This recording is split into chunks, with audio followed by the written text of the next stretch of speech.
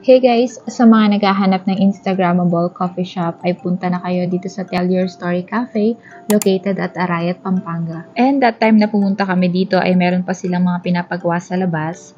And for sure, sa tagal ba naman before ko na-edit at voice over itong video na to ay siguro ay tapos na yung mga pinapagawa pa nila. And ayan, pagpasok mo sa coffee shop ay ito yung bubungan sa'yo. So bali maraming libro talagang design ang concept ng coffee shop na to at pwede ka rin umakyat. And sa view sa taas ay makikita mo yung mga paupahan nila na mga villas and yung view ng Mount Arayat.